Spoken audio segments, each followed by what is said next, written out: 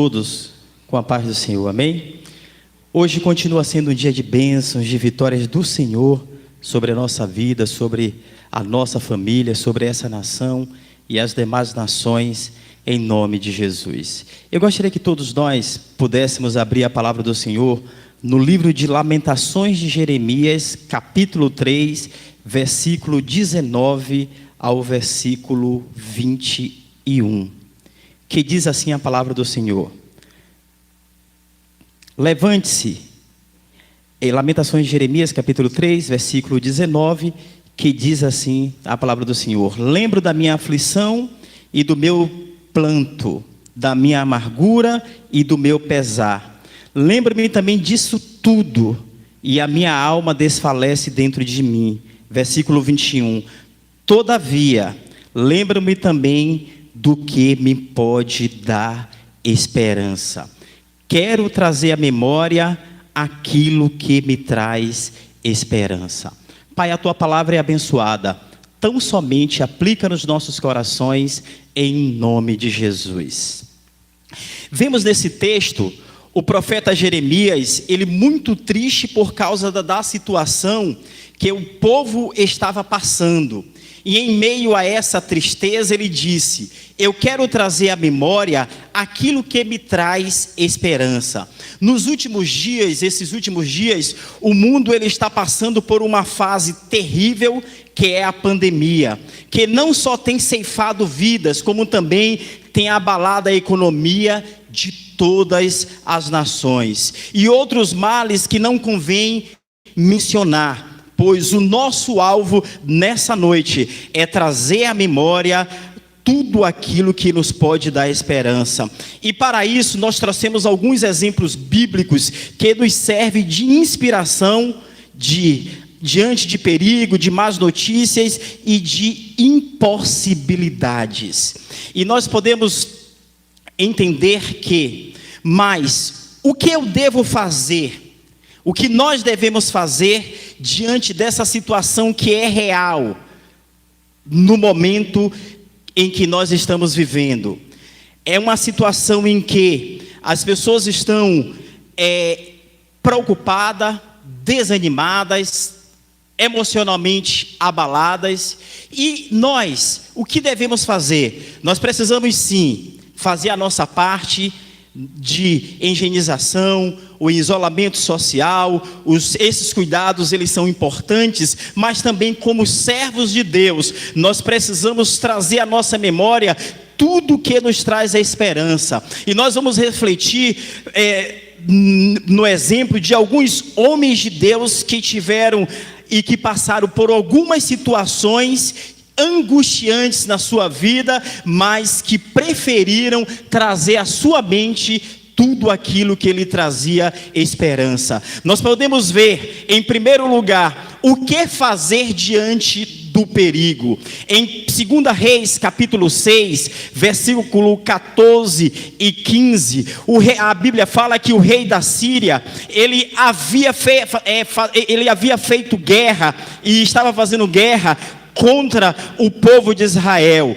E Israel, a cidade de Israel, ela estava cercada. O moço de Eliseu, ele se levantou de madrugada e ao sair, ele viu que o exército inimigo tinha cercado a cidade com cavalos e carros. Então o moço disse ao profeta: ai meu senhor, versículo 15, o que nós faremos? E essa mesma pergunta, ela ecoa nos nossos ouvidos nos dias de hoje. Enquanto o povo de Israel, eles estavam dormindo, o perigo estava rondando a cidade. E a pergunta daquele que viu o perigo foi: e agora? O que eu vou fazer? Hoje também, os habitantes do planeta Terra, eles estão diante de um perigo muito grande, que é a pandemia de um vírus letal que já tem ceifado a vida de muitas pessoas e tem ameaçado muitos outros. E agora, o que fazer diante do perigo? Recuar? Se desesperar? Dar cabo à sua própria vida, como muitas pessoas têm feito, têm ceifado, têm tirado a sua própria vida? Se render diante do inimigo, se render diante desse perigo que que todas as pessoas estão correndo dia após dia. Mas como disse o profeta no versículo 16, não temais, porque mais são os que estão conosco do que os que estão com eles. O profeta Eliseu, ele entendeu que mesmo diante do perigo que o rondava, mesmo diante do seu moço vir trazer aquela notícia dizendo que Israel estava cercada por um exército muito grande de cavalos e cavaleiros e carros também, mas ele não se rendeu diante daquela situação, diante daquele perigo. Ele respondeu àquele jovem moço e disse: olha, não tem mais, não te espantes, fique tranquilo, calma, porque maior é o que está conosco do que o que está no mundo. Nós precisamos entender, meu irmão, que a epidemia, ela é real, as coisas estão aí, o perigo é real sim, mas nós não podemos nos prostrar, nós não podemos temer diante dessa assolação, diante do perigo, porque nós temos que trazer à nossa memória aquilo que nos traz a esperança. E o profeta trouxe à sua memória o que trazia esperança para ele, é que maior era o Deus o qual ele servia. E nós precisamos nesses dias também trazer à nossa memória, trazer à nossa mente aquilo que nos traz esperança. O que é que nos traz esperança? É a presença de Deus na nossa vida, é a presença do Senhor que traz descanso, a presença do Senhor que nos dá total segurança de que nós estamos cobertos pelo sangue de Jesus Cristo de Nazaré, e de que nós não podemos retroceder, nós não podemos recuar, nós não podemos nos abalar, nós não podemos estar deprimidos ou angustiados, porque nós cremos em um Deus que pode restaurar essa nação e que pode restaurar todo o planeta Terra. E aí, meu querido e minha querida, a pergunta que não quer calar nessa noite, diante dessas más notícias: você vai recuar? Você vai temer essa situação? Você vai se abalar diante dessa situação? Até que como homem, como mulher, como homens, como mulheres, como seres humanos, nós tememos sim, de alguma forma, a situação, mas nós não podemos nos prostrar diante da situação, nós não podemos de forma nenhuma nos deixarmos nos abater, nós não podemos de forma nenhuma recuar, nós não podemos de forma nenhuma nos prostrarmos diante disso. Nós precisamos sim nos prostrarmos diante do Deus dos exércitos, nós precisamos sim nos prostrarmos diante do Senhor e entendermos que Deus, ele continua no controle de tudo e de todas as coisas, porque maior é o que está conosco, porque maior é o Deus Todo-Poderoso, porque do Senhor é a terra e a sua plenitude, o mundo e todos aqueles que neles habitam. Nós somos habitantes desse globo terrestre, desse planeta Terra, e nós somos filhos do Deus vivo, do Deus Todo-Poderoso. Então nós não podemos recuar, não podemos nos abalar, e sim entendermos uma coisa: maior é o que está conosco. Que nessa noite nós possamos trazer a nossa memória e entendermos que a pandemia está aí, a assolação está aí, as dificuldades econômicas estão aí, são reais, sim, é fato, mas o Deus que está conosco é muito maior do que qualquer pandemia, do que qualquer situação adversa, em nome de Jesus. Em segundo lugar, o que fazer diante das más notícias?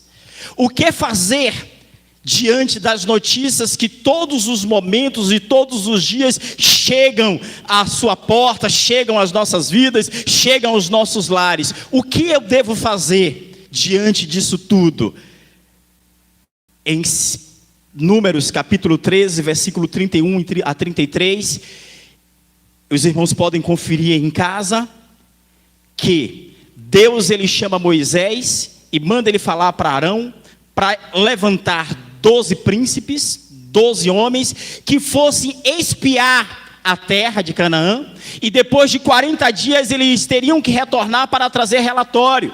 E é interessante que esse texto bíblico, ele nos mostra que a maioria dos homens que foram espiar a terra prometida, eles voltaram apavorados.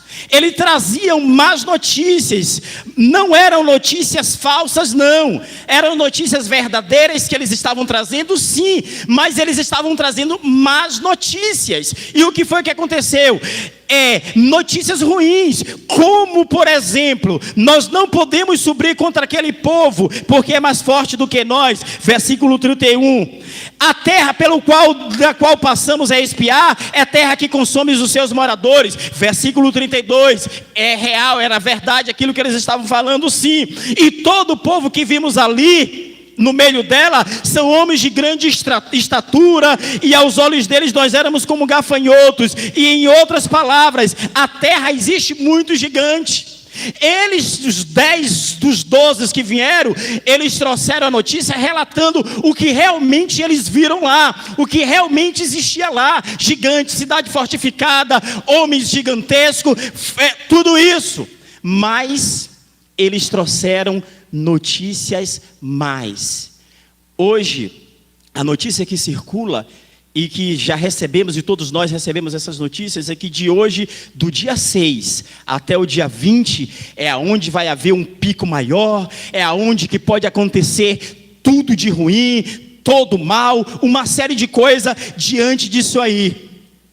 Meu querido e minha querida, toda a situação que eles estavam vivendo, e agora, o que fazer diante dessa situação? Cidades fortificadas, homens gigantes, a epidemia aí, desemprego, as assolações, o medo, suicídios em que alguns têm cometido, o desespero, a angústia tomando conta diante das pessoas. O que eu devo fazer diante dessa situação? Eu tenho que recuar? Eu tenho que retroceder? Eu tenho que fugir com medo? Ou fazer como Josué e Calebe?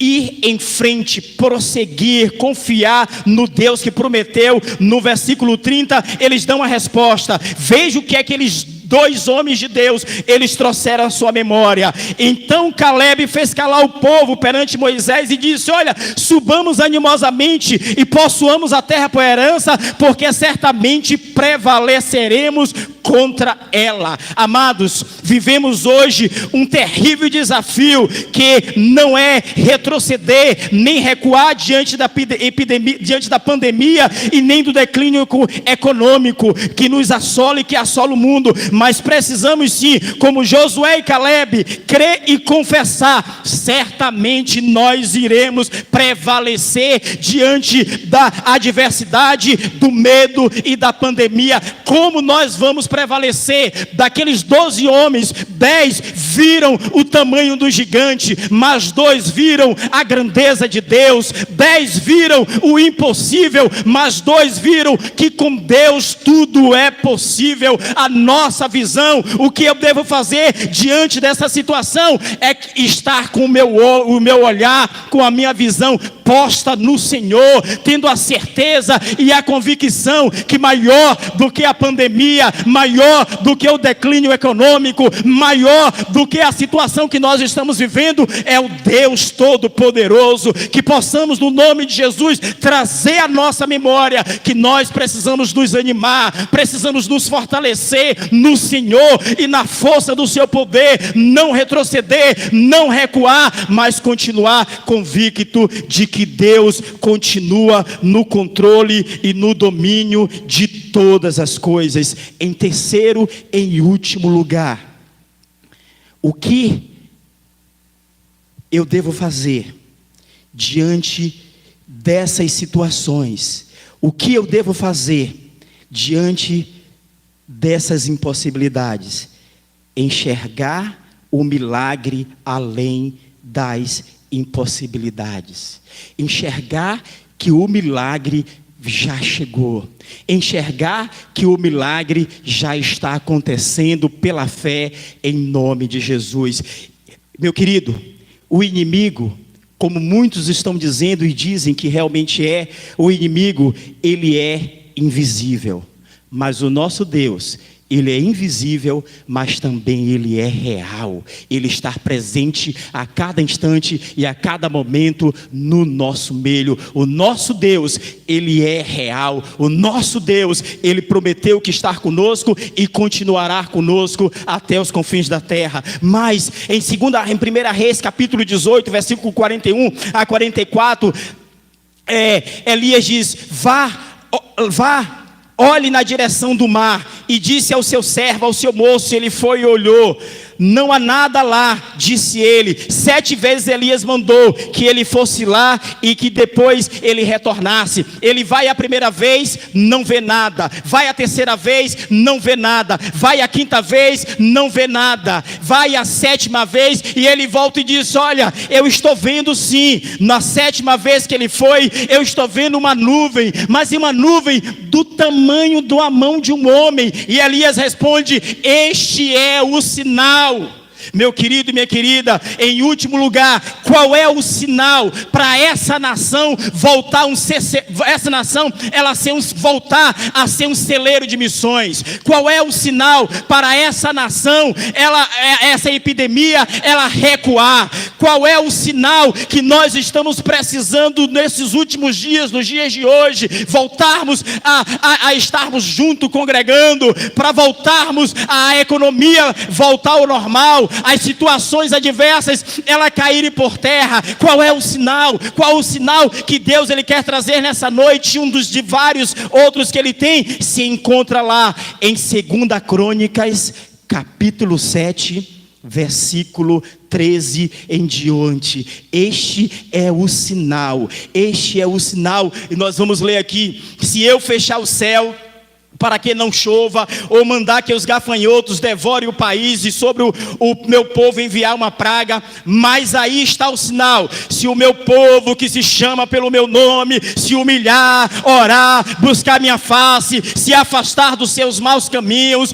dos céus eu ouvirei, perdoarei os seus pecados e sararei a sua terra. De hoje em diante os meus olhos estarão abertos e os meus ouvidos atentos às orações que são feitas neste lugar, porque eu escolhi e consagrei este templo para o meu nome, esteja nele para sempre, e os meus olhos, o meu coração nele sempre estarão. O sinal, meu querido e minha querida, para com que essa nação volte a ser um celeiro de missões, para com que essa nação ela volte à presença do Senhor, para com que o mundo volte a ser ajustado, nós como homens e mulheres de Deus, nos humilharmos, buscarmos ao Senhor, confessarmos os nossos pecados, reconhecermos que nós erramos, reconhecermos que nós precisamos de estarmos na presença do Senhor, reconhecermos que nós precisamos rasgar não as nossas vestes, mas o nosso coração diante da presença de Deus, e termos a convicção e a certeza que só o Deus Todo-Poderoso pode sarar, pode curar essa nação. Só o Deus de Israel, o Deus de Abraão, o Deus de Isaac, o Deus de Jacó, o Deus que nós servimos, Ele tem a cura para essa pandemia, Ele tem a cura para os povos, Ele tem a cura para qualquer pessoa, mas nós precisamos nos humilharmos diante do Senhor, reconhecermos os nossos pecados, reconhecermos as nossas falhas, reconhecermos que nós precisamos nos voltarmos para o Senhor. Este é o sinal para todas as nações: se humilhar, confessar os nossos pecados e se render diante do Senhor. Em último lugar, o último exemplo que eu gostaria de compartilhar: qual é o sinal?